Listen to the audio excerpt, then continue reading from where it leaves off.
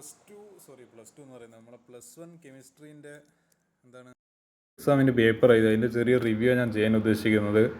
അപ്പോൾ നമുക്കിത് പെട്ടെന്ന് തീർക്കാൻ നോക്കാം. Let see. First question, which of the following represents the symbol of the species that contain 18 electron 16 proton and 16 neutron respectively. കുറച്ച് നിങ്ങൾ ആലോചിച്ചിട്ട് ചെയ്യേണ്ട ചോദ്യം ഏത്. ചില ആൾക്കാർ O2- എഴുതി കളിയും. ആൻസർ തെറ്റാണ്. ആൻസർ വരുന്നത് S2-, സൾഫർ 2- വരുന്നത്.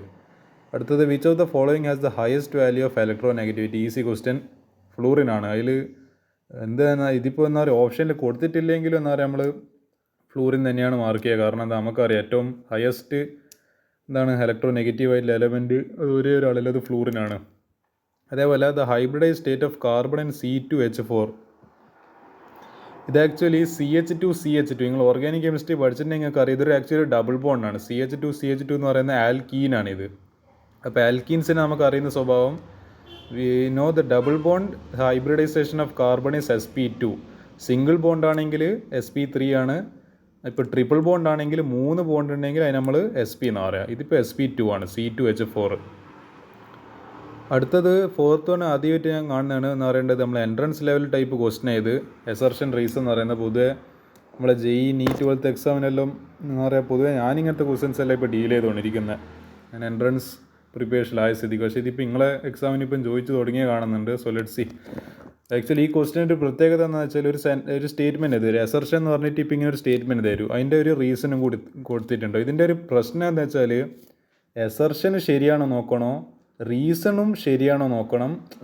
റീസൺ വേണിക്കൽ റോങ് റീസൺ, അതായത് നമ്മൾ തെറ്റിക്കുന്ന രീതിയിലുള്ള റീസണെല്ലാം തന്നൂടെ.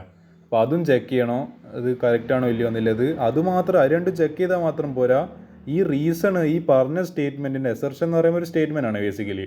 ഈ പറഞ്ഞ സ്റ്റേറ്റ്മെൻറ്റിൻ്റെ കറക്റ്റ് എക്സ്പ്ലനേഷനാണ്. അതായത് ഡസ് ദ റീസൺ ജസ്റ്റിഫൈ നമ്മുടെ സ്റ്റേറ്റ്മെൻറ്റ്. എസർഷൻ ശരിയാണോ നോക്കണോ, റീസൺ ശരിയാണോ നോക്കണോ, വെദർ ദ റീസൺ ഇസ് എന്ന് പറയേണ്ടത് ദ കറക്റ്റ് എക്സ്പ്ലനേഷൻ ഓഫ് എസർഷൻ. ഈ 3 കാര്യങ്ങൾ ചെക്ക് ചെയ്താൽ മാത്രമേ ഈ ആൻസറിൽ ഇതിൻ്റെ ശരിയായ ആൻസറിലേക്ക് എത്താൻ പറ്റും. ഇതാണ് ഈ എൻട്രൻസ് ടൈപ്പ് ഓഫ് ക്വസ്റ്റ്യൻസിൻ്റെ ഒരു പ്രത്യേകത എന്ന് പറയുന്നത്. ഈസി ആയിരിക്കും ചിലപ്പം, പക്ഷേ നമ്മൾ 3 ചെക്ക് ചെയ്യണം. അതായത് ഈ ടെക്സ്റ്റ് ബുക്ക് മര്യാദയ്ക്ക് വായിക്കുന്ന ഒരാൾക്ക് ഈ ഒരു ആൻസർ ചെയ്യാൻ പറ്റും. ഏതായാലും ഇതിൻ്റെ എസർഷൻ ഞാൻ വായിക്കുക. A liquid crystallises into a solid and is accompanied by decrease in entropy. എനിക്കൊന്ന് തെർമോഡൈനാമിക്സിലല്ലേ ചോദ്യം ചെയ്ത്. അതിൻ്റെ റീസൺ കൊടുത്തിരിക്കുന്ന ഈ crystals molecules organised in ordered manor.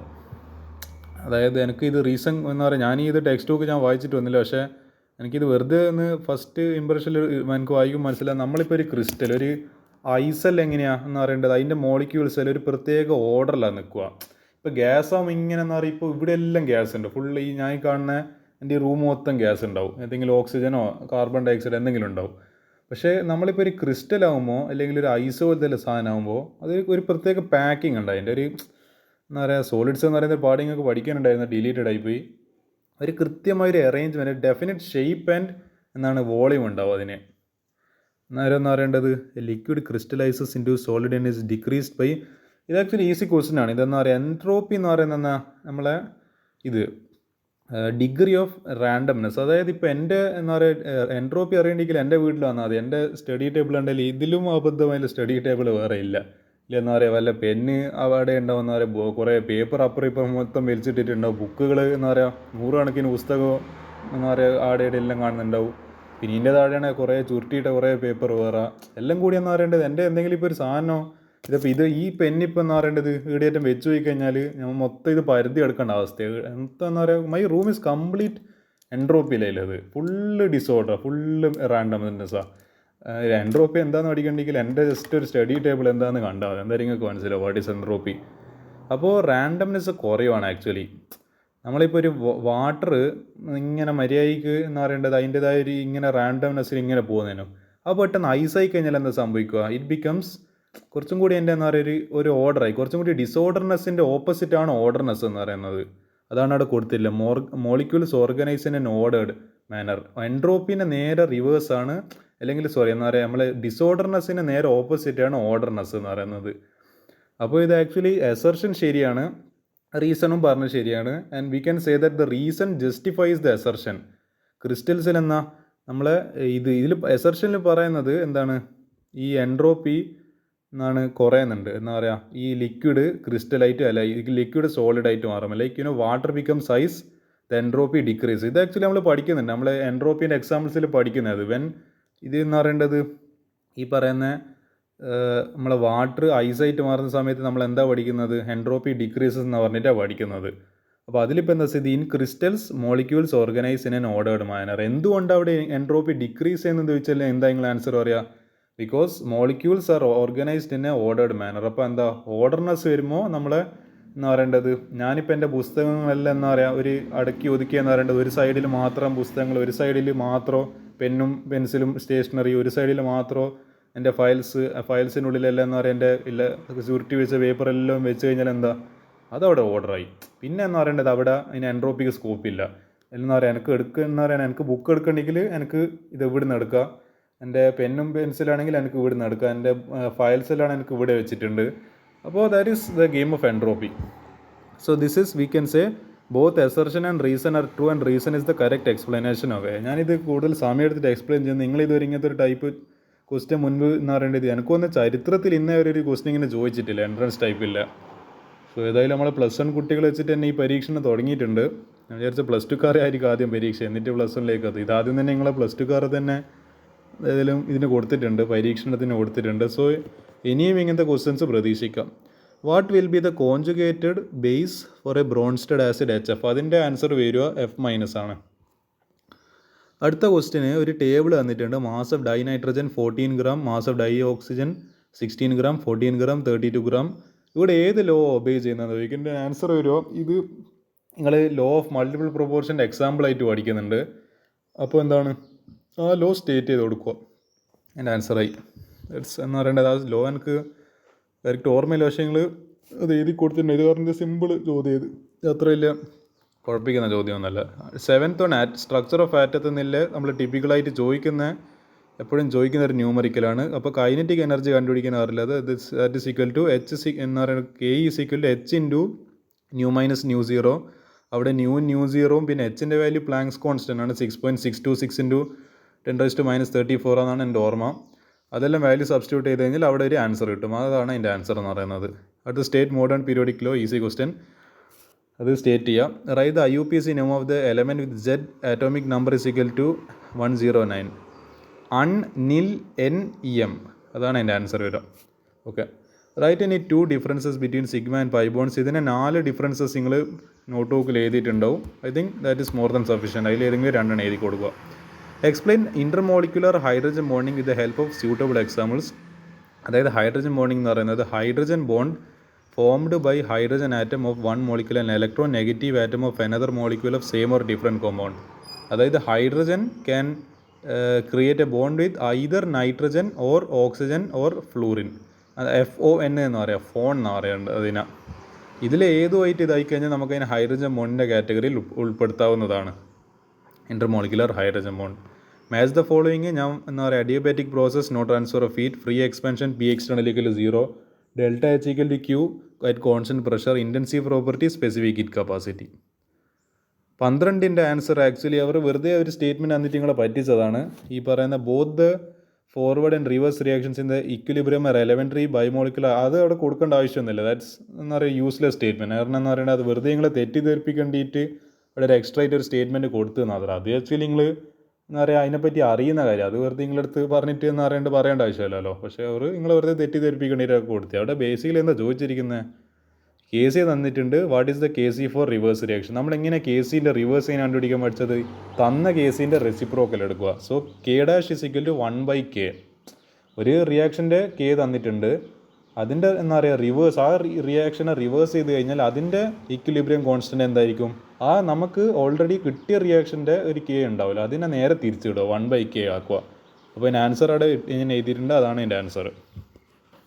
ഇത് നമ്മളെ റെഡോക്സ് അല്ല, അയോണിക് ഇക്വിലിബ്രിയം സെക്ഷൻ എപ്പോൾ ചോദിക്കുന്ന ചോദ്യമാണ്. ഇത് കോൺസെൻട്രേഷൻ ഓഫ് ഹൈഡ്രജൻ അയോൺ ഇത്ര, what is its pH. We know pH is equal to minus log concentration of H+, value ഇട്ട് കൊടുക്കുക, ആൻസർ കിട്ടും. അത് നിങ്ങളെ എന്താണ് ഈ ഒരു സാധനം നിങ്ങളെ കയ്യിലുണ്ടാകുന്ന ഞാൻ പ്രതീക്ഷിക്കുവാണ്. നേരെ എന്ന് പറയേണ്ടത് കാൽക്കുലേറ്ററിൻ്റെ അടുത്ത് സമാധാനം ചോദിക്കുക.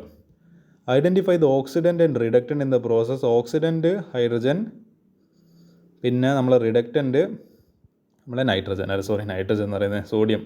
What are the disproportionation reactions? Justify the following reaction is a disproportionation reaction. Disproportionation reaction എന്ന് പറയുന്ന redox reactions and type of redox റിയാക്ഷൻസിൽ ഒരു ടൈപ്പാണ്, എനിക്കൊന്ന് ലാസ്റ്റത്തെ ടൈപ്പാന്ന് തോന്നുന്നു. Reactions in which an element in one oxidation state is simultaneously oxidise and reduced.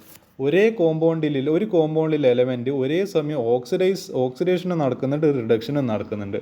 അതാണ് ബേസിക്കലി ഈ പറയുന്ന ഇതെന്ന് പറയുന്നത് ഡിസ്പ്രൊപ്പോർഷനേഷൻ റിയാക്ഷൻ. അതിൻ്റെ എക്സാമ്പിളാണ് നമ്മൾ hydrogen peroxide decomposes into water and O2. അത് നിങ്ങൾ എന്താ ചെയ്യേണ്ടത്? അത് ഇങ്ങനെ ജസ്റ്റിഫൈ ചെയ്യുക. അതിൻ്റെ രണ്ടിനും എന്ന് പറയുക അവിടെ ഓക്സിഡേഷൻ സ്റ്റേറ്റ് അവിടെ എഴുതി വെക്കുക. നമുക്കറിയാം പെറോക്സൈഡിൻ്റെ കേസ് സ്പെഷ്യൽ കേസാണ്. ഓക്സിജൻ പൊതുവെ -2 സ്റ്റേറ്റാണ് കാണിക്കുക. പക്ഷേ നമ്മൾ ഇതിൻ്റെ കേസിൽ ഇത് ഹൈഡ്രജൻ പെറോക്സൈഡിൻ്റെ കേസിൽ the oxidation state of hydrogen is -1 എന്ന് പറയേണ്ടത്. അതങ്ങനെയാണ് നമ്മൾ അങ്ങനെ ഒരു കേസ് സ്പെഷ്യൽ കേസായിട്ട് പഠിച്ചു വെക്കുന്നത് അത്. അപ്പോൾ നിങ്ങൾ ശ്രദ്ധിക്കോ, H2ൻ്റെ കേസിൽ നമ്മൾ സാധാരണ കേസിൽ -2 ആണ് നമ്മൾ ഓക്സിഡേഷൻ സ്റ്റേറ്റ്. അപ്പോൾ -1 -2 ആയിട്ട് മാറുമ്പോൾ എന്ന് പറയേണ്ടത് ഓക്സിഡേഷൻ നമ്പർ കുറഞ്ഞു, അപ്പോൾ അവിടെ റിഡക്ഷൻ നടന്ന്. അതേപോലെ ഓക്സിജൻ ആവുന്ന സമയത്ത് we know elementary state of എന്ന് പറയേണ്ടത് of an atom it's oxidation state is 0. അതായത് ഒരു എലമെൻ്റ് എന്ന് പറയുക അതിൻ്റെ ഫ്രീ സ്റ്റേറ്റിൽ നിൽക്കുന്ന സമയത്ത്, അതായത് ഒരു കോമ്പൗണ്ടായിട്ട് എന്ന് പറയേണ്ടത് പാർട്ട്ണർഷിപ്പിൽ ഇല്ലാത്ത സമയത്ത് എന്താ അത് 0 ഓക്സിഡേഷൻ സ്റ്റേറ്റാണ് കാണിക്കും. അപ്പോൾ -1 0 ആയിട്ട് മാറുമ്പോൾ നിങ്ങൾ ആലോചിച്ച് നോക്കാം, നമ്പർ ലൈൻ ആലോചിച്ച് നോക്കാം. -1 0 ആകുമ്പോൾ ഇങ്ങോട്ടേക്കില്ല എന്ന് പറയുന്ന ഇൻക്രീസ് അല്ല ചെയ്യുന്ന നമ്പർ. അപ്പോൾ എന്താ നമ്മൾ ഈ പറയുന്ന ഓക്സിഡേഷൻ ആയിരിക്കും അവിടെ നടക്കുക. അടുത്തത് ഒരു ട്രിക്കി ക്വസ്റ്റ്യൻ ആണ്. ഇത് എനിക്ക് തീരെ ഇഷ്ടമില്ലാത്തതാണ്. ഈ പറയുന്ന എന്താണ് നമ്മളെ മോൾ കോൺസെപ്റ്റ് എന്ന് പറയുന്നത്. മോൾ കോൺസെപ്റ്റും സ്റ്റോയിസിമെൻറ്റും രണ്ടും എനിക്ക് എന്താ പറയുക ഒരു കാലത്ത് മനസ്സിലാകാത്ത രണ്ട് ടോപ്പിക് ആയത്, എപ്പോഴും എന്നെ കൺഫ്യൂസ് ചെയ്യുന്നത്. അപ്പോൾ അതിൻ്റെ ആൻസർ ഞാനിവിടെ കൊടുത്തിട്ടുണ്ട്, അത് നിങ്ങൾ നോക്കിയിട്ട് കൺഫേം ചെയ്യുക. 2 × അവോഗാഡ്രോ നമ്പർ, പിന്നെ 4 × അവോഗാഡ്രോ നമ്പർ, പിന്നെ എന്താ പറയുക 2 × അവോഗാഡ്രോ നമ്പർ, പിന്നെ 2 × Avogadro number oxygen atoms, hydrogen atoms, 2 × Avogadro number എന്ന് പറയേണ്ടത് മോളിക്യൂൾസ്, H2O മോളിക്യൂൾ. അപ്പോൾ അത് ഞങ്ങൾ ആൻസേഴ്സ് അതുമായിട്ട് കമ്പയർ ചെയ്യാം.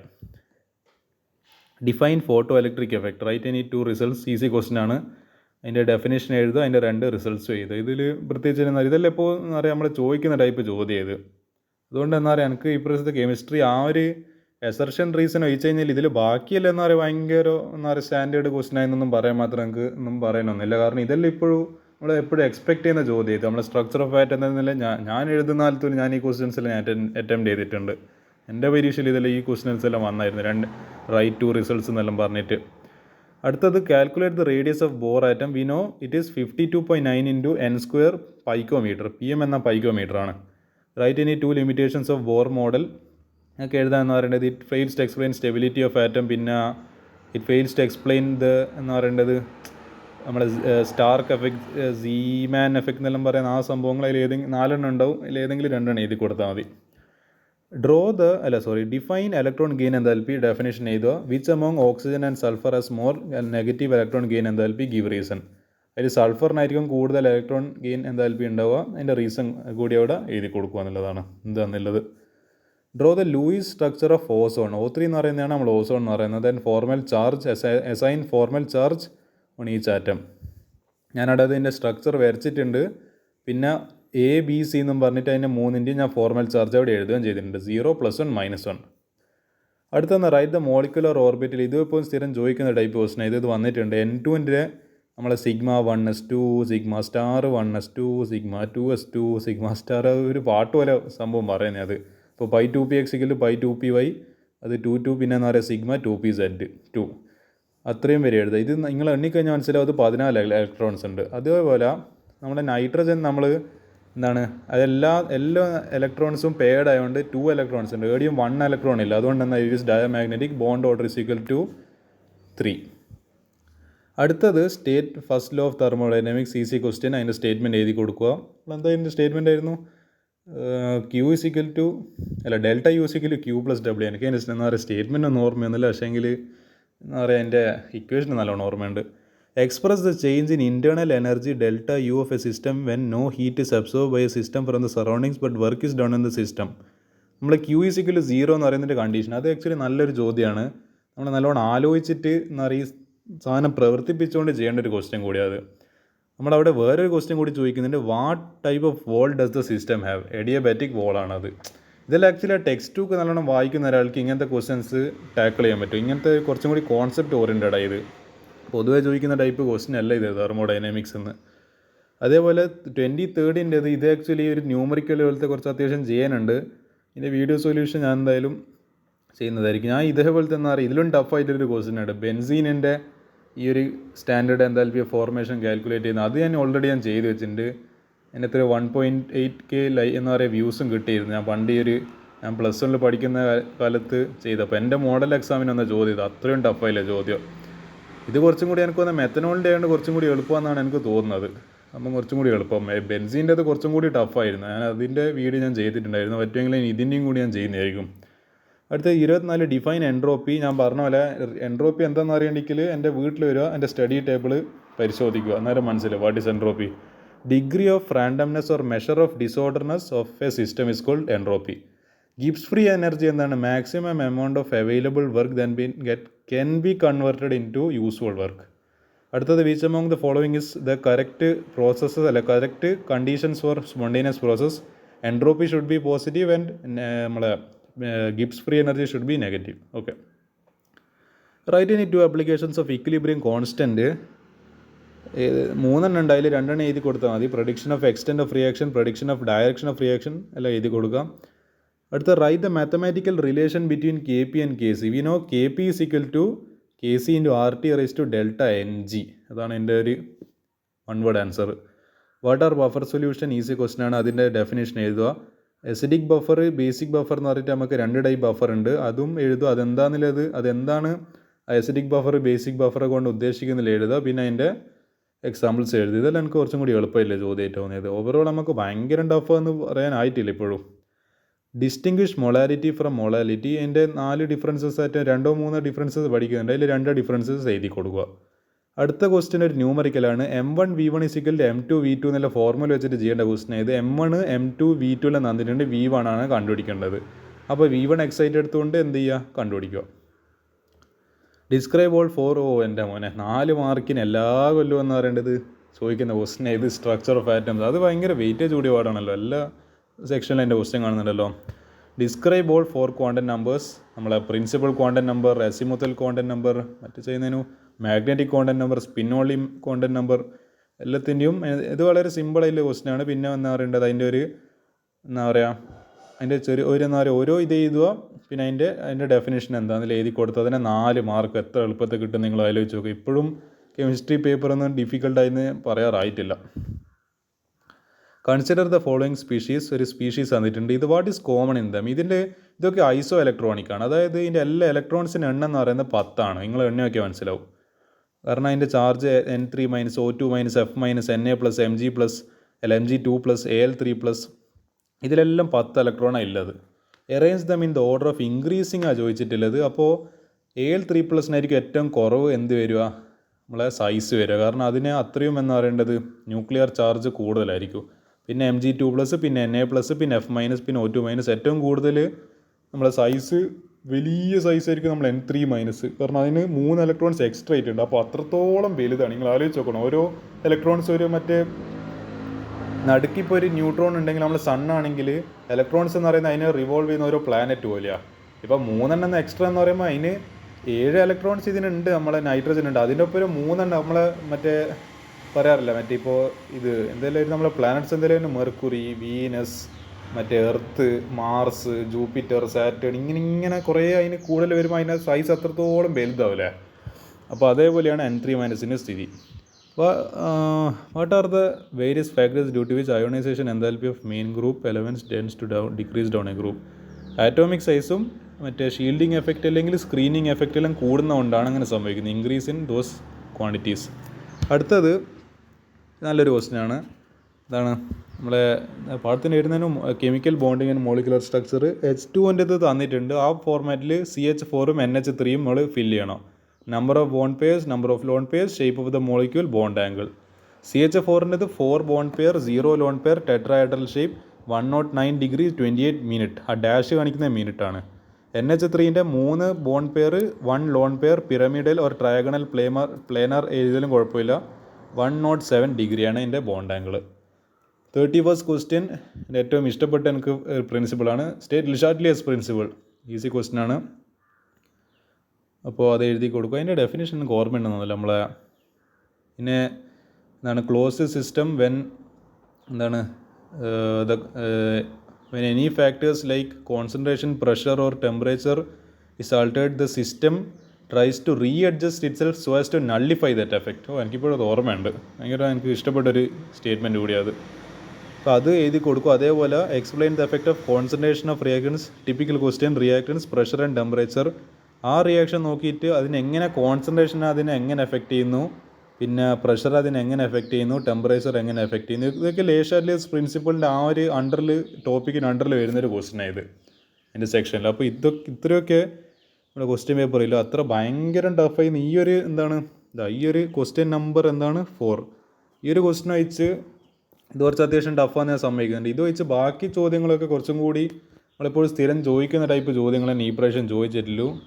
ബാക്കിയുള്ള എക്സാംസ് എല്ലാം ടഫ് ആവുന്നുണ്ട്, +2 +1 എല്ലാം ടഫ് ആവുന്നുണ്ട്. പക്ഷേ കെമിസ്ട്രി അത്രത്തോളം ടഫായി എന്ന് പറയാറായിട്ടില്ല after analysing this paper. So that's all from my side about this paper.